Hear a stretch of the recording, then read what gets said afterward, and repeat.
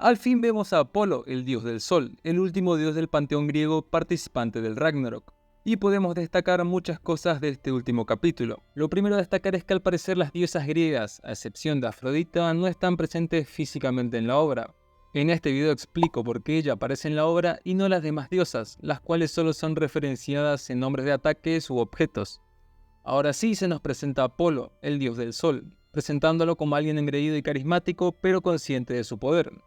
Lo interesante es que se nos plantea a él como un amante del boxeo, llamado también el dios del box, aunque en todo caso sería el dios del pugilato, pero más adelante explicaré qué era esto. Está claro que por influencia de sus escritores, es más entendible llamarlo simplemente boxeo, por lo que veo innecesario criticar este aspecto. Pero centrémonos en lo importante.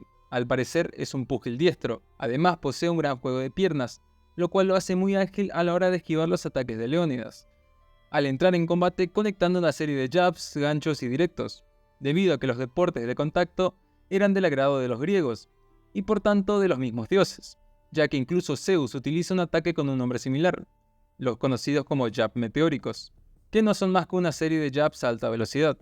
También se nos hace referencia a sus narraciones de los escritos de la Teogonía de Hesíodo.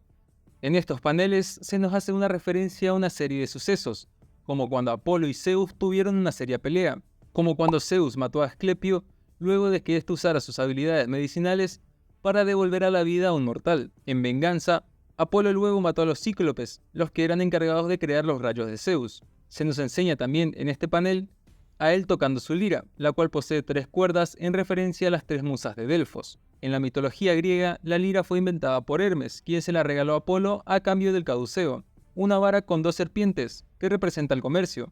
No confundir con el esculapio, que eso es otra cosa. Y desde entonces, la lira figuró como un atributo de este dios, el dios de la música. Se narra que Apolo tuvo un duelo musical con un sátiro llamado Marcias, quien era un habilidoso flautista que llegó a decir que incluso era mejor músico que el dios del sol. Apolo ganó este duelo, siendo sus 9 musas las juezas, e imponiéndole un castigo al sátiro un tanto particular, imponiéndole al sátiro el castigo de ser desollado vivo, clavando su piel en un árbol, y a medida que su sangre fluía, ésta se iría convirtiendo en un río, el río con su mismo nombre, el río Marcias. Así que sí, Apolo se toma las cosas bastante personales, así que posiblemente termine usando a Leónidas como un narcomensaje. Otro relato del dios cuenta que también era conocido como el portador de la plaga y la venganza divina, de ahí su frase en este panel. Se hizo famoso cuando él, junto a su hermana Artemisa, diosa de la caza, de forma despiadada asesinaron a 6, o en algunos relatos 7, hijos de Níobe, como castigo por jactarse de que su capacidad de procrear era mayor a la de Leto, la madre de Apolo. También se nos enseña su famoso arco, con quien mató a Pitón para defender a su madre, pero en la obra se nos explica que esta arma no fue creada por Hefesto, el dios de la forja, así que todos fuimos baiteados, ustedes fueron baiteados, yo fui baiteado, y la mitad de este video es sobre cosas de mitología y no del anime, porque todos los días se tiene que aprender algo, muchachos, y no todos son monas chinas. Porque al parecer Apolo cuenta con unos hilos, llamados hilos de Artemisa, que tienen un origen misterioso, por lo que parece que Artemisa tampoco va a aparecer en la obra, ya que ya se la mencionó, igual que a Perséfone y a Anfitrita, así que olvídese de esas diosas, si las nombraron es porque no van a aparecer. Apolo utiliza estos hilos, cargándolos de energía solar para así reforzarla, siendo un arma altamente versátil a las necesidades de Apolo. Al momento de golpear a Leónidas, podemos ver cómo Apolo transforma los hilos en un par de guantes, llamados liras resplandecientes. Apolo es un amante del espectáculo, por lo que vemos que con sus hilos redujo la arena del combate para así intercambiar golpes con Leónidas, porque es lo que la mayoría del público pedía, pudiéndose tomar esto como una pequeña referencia al estrecho de las Termópilas, ubicación donde el rey espartano caería en combate, en la batalla con el mismo nombre, en el año 480 a.C. Pero ¿por qué únicamente al dios del sol lo vemos tan centrado en estos deportes? Se debe a que Apolo, además de ser uno de los dioses más queridos por el pueblo griego, también representaba algo muy importante para la antigua Grecia: los Juegos Píticos, que fueron uno de los 4 juegos panhelénicos, con los de Olimpia, los de Nemea y los de Istmo de Corinto. Estos juegos fueron realizados en el estadio de Delfos y eran consagrados al dios Apolo. Pero entonces, ¿por qué Apolo lleva una corona de laureles? Lleva esta corona tras su persecución con Dafne al intentar conquistarla, pero Gea la transformaría en un árbol de laurel, siendo lo único que encontraría Apolo, haciéndose una corona con sus hojas, como recuerdo del amor que nunca pudo ser. De ahí a que sea llamado el dios del amor. ¿Por qué se premiaba a los ganadores con una corona de laurel? El relato más difundido se dice que esta tradición la implantó el propio Apolo, tras haber matado a Pitón y haber colocado sus huesos en un caldero dentro de su templo. Otra variante de esta tradición señala que Apolo fue enviado por Zeus al valle del Tempe, en Tesalia, a purificarse tras esta muerte, y regresó a Delfos para apoderarse del oráculo, con una corona de laurel de Tempe y una rama en su mano derecha. Por eso es que a los vencedores de los Juegos Píticos se los premiaba con una corona de laurel, en referencia a Apolo. Los principales eventos atléticos de cada uno de estos juegos fueron las carreras de carros, la lucha olímpica, el boxeo, llamado pugilato, el pancracio, el estadión, junto a otras carreras de a pie, y el pentatlón, compuestos por la lucha, el estadión, el salto de longitud, el lanzamiento de jabalina y el lanzamiento de disco, que vendría a ser como una especie de Ironman actual, donde seguramente competiría Valente y San Juan. Un saludo para el jabalí. A excepción de las carreras de carros, en el resto de juegos los participantes iban desnudos, así que agradezcan que ninguno de estos dos anda con las bolas al aire. Los premios eran desde una corona con hojas consagrados a la divinidad correspondiente, dependiendo de cada festival. El laurel en Delfos en honor a Apolo, el olivo en Olimpia en honor a Zeus, el apio en Nemea también en honor a Zeus y el pino en Isthmia en honor a Poseidón. Por lo general se le atribuye el origen del pugilato a Apolo, aunque también se suele mencionar a Teseo o Hércules, pero sus orígenes son minoico-cretenses, civilizaciones protogriegas. A estos púgiles se los llamaba comúnmente como pictes.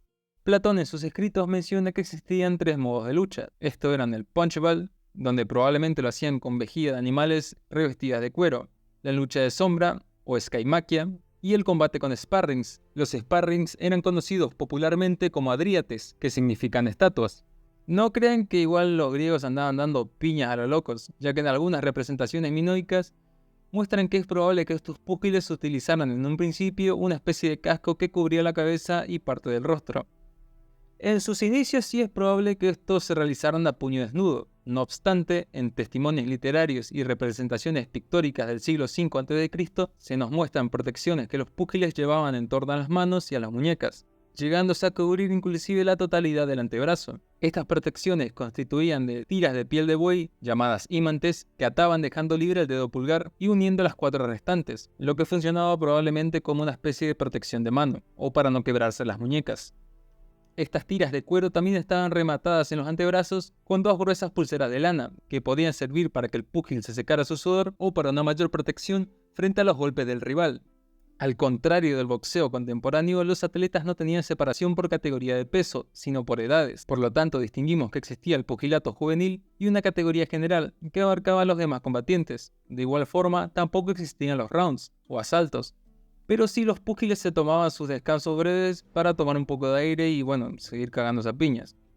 Este hecho hacía que a priori los púgiles de mayor tamaño y fuerza contaran con una notable ventaja.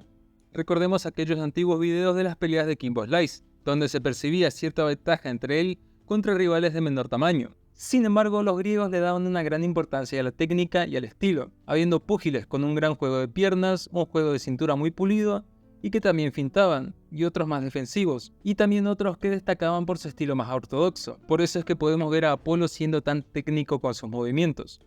Los combates se celebraban al aire libre y se desarrollaban en una plataforma delimitada, para así evitar que posiblemente los púgiles adoptaran tácticas en exceso defensivas, como correr y cosas así. Los combates en sí eran muy sangrientos, solían romperse mandíbulas, dientes, pómulos e incluso arrancarse orejas. Pese a esto, y por increíble que parezca, solo se llegaron a documentar 4 muertes, 3 en el siglo V a.C. y 1 en el siglo II. Los combates se designaban mediante un sorteo y se achacaba la autoría de las reglas vigentes en Olimpia a Onomasto de Esmirna, vencedor de la prueba de boxeo en la 23ª Olimpiada, y se da autoría de las técnicas boxísticas a Pitágoras de Samos. Así que sí, además de enseñarte ecuaciones, también te podía cagar a piña, quien fue vencedor en el año 1588 a.C. Existieron púgiles que alcanzaron una fama legendaria, como Teógenes de Tasos, quien se dice que alcanzó la victoria en los Juegos Píticos sin tocar el polvo. Igualmente se aluda que este púgil ganó combates sin siquiera lanzar un puñetazo, ya que los demás atletas ni siquiera se presentaban a los combates cuando se los emparejaba con él, debido a que lo temían por su gran reputación. También, como dijimos, existían otros deportes de contacto, como la lucha llamada palé, la lucha de pie llamada ortopalé, la lucha de suelo llamada lideis, y el pancatrión, también conocido como pancracio. que era por así decirlo la suma de todos estos deportes, pero con sus pequeñas restricciones, ya que no se podía morder ni cegar al oponente, pero sí eran válidos los golpes en los testículos.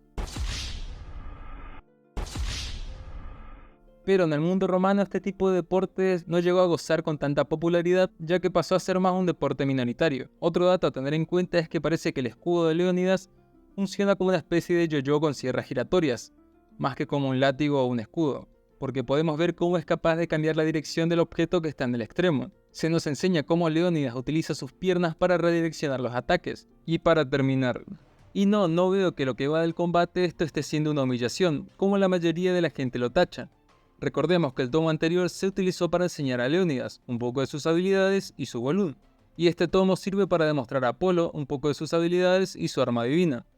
Y no, dar un par de golpes no es humillar a nadie, y menos cuando recién empieza el combate. Habría que ver el combate en su totalidad para decir, ok, Apolo humilló a Leónidas, o caso contrario, Leónidas humilló a Apolo. Esta sería la manera más lógica de dar el veredicto de que si se puede tomar o no esto como una humillación, y no dar una premisa tan prematura como la de ahora. Estos últimos 2 tomos se dieron para presentar a los participantes.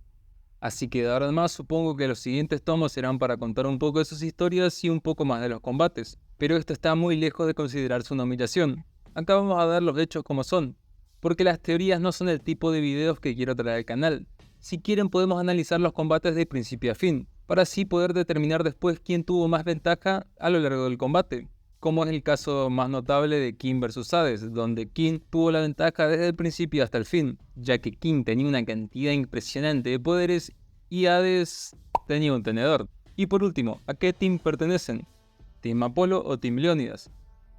Por mi parte, Team Apolo, porque siento que se está infravalorando muchísimo la mitología griega. Y esto me duele porque yo soy Team Hades, y a Hades se lo navajearon. Y ahora sí, hasta la próxima.